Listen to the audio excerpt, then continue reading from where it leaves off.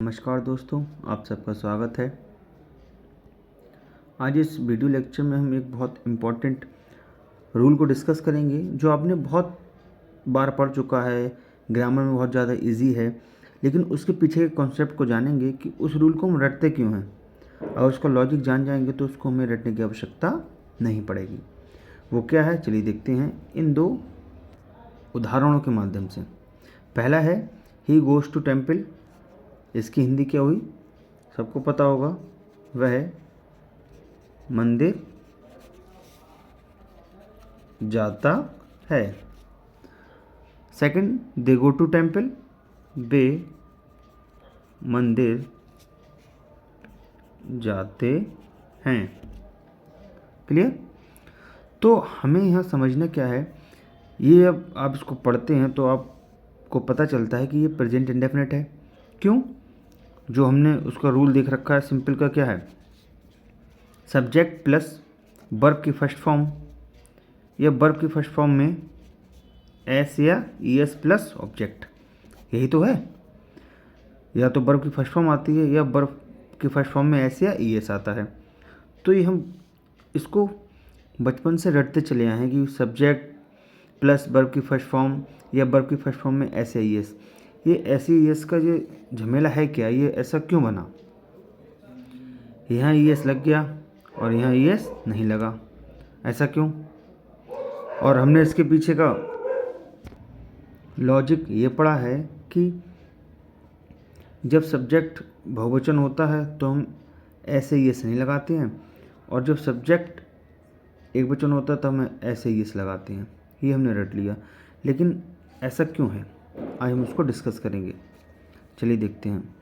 ये इसलिए है, ये नोट आप लिख लें और हमेशा याद रखें कि जब भी हम नाउन का प्लूरल बनाते हैं तब उसमें हम एस या ई एस लगाते हैं। नाउन हमारे पास, जैसे मान लीजिएगा बॉय एक नाउन है, अगर इसका हमें प्लूरल बनाना होगा तो हम क्या करेंगे, इस नाउन में एस लगा देंगे। यहाँ तो ये नाउन सिंगुलर हो गया, जैसे ही इसमें हमने एस या ई एस लगाया तो ये क्या हो गया, प्लूरल।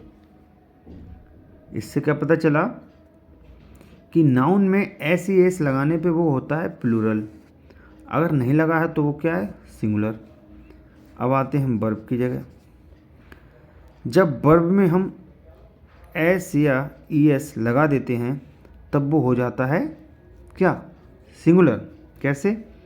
अगर यहाँ ये गो लिखा है तो ये है प्लूरल। अगर हम इसको करना चाहें सिंगुलर तो हम क्या करेंगे, गोज़, तब ये हो गया सिंगुलर। तो हमने यहाँ क्या पाया कि जब हम नाउन में एस या ई एस लगा रहे हैं तब वो क्या हो रहा है, प्लूरल, और वर्ब में जब हम एस या ई एस लगा रहे हैं तब वो क्या हो रहा है, सिंगुलर।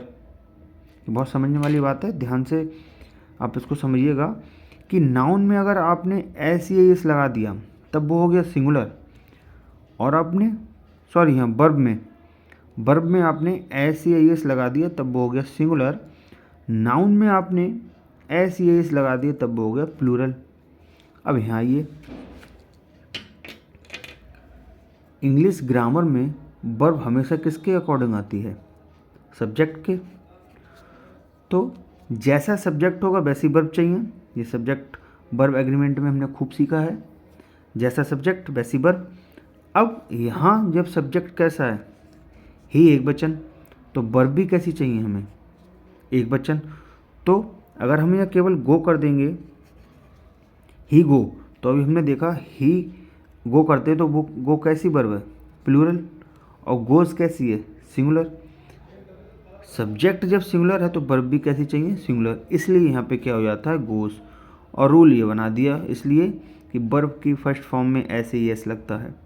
यहाँ देखिए सब्जेक्ट कैसा है, प्लूरल, तो यहाँ गोज़ लगा सकते हैं।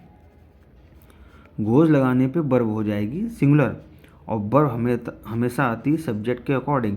सब्जेक्ट अगर प्लूरल है तो वर्ब भी कैसी आएगी, प्लूरल। इसलिए यहाँ पे क्या हो गया, गो। तो हमने क्या समझा, सब्जेक्ट के हिसाब से वर्ब चलती है। अगर सब्जेक्ट सिंगुलर है तो वर्ब भी सिंगुलर, सब्जेक्ट प्लूरल है तो वर्ब भी प्लूरल। कुल मिलाकर क्या पता चला, नाउन में एस ए एस लगाने पे वर्ब प्लूरल होगी, वर्ब में एस ए एस लगाने से वर्ब सिंगुलर होगी। जैसे कोई पूछे भाई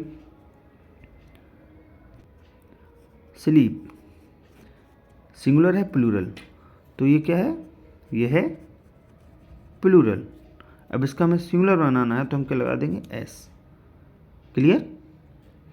तो उम्मीद करता हूँ ये छोटा सा लेक्चर आपको बहुत ही यूज़फुल लगा होगा। अगर कुछ भी आपको इससे ग्रामर के रूल को समझने में आसानी हुई है तो वीडियो को लाइक, शेयर और सब्सक्राइब ज़रूर करें, और कोई सजेशन हो तो अवश्य दें। धन्यवाद।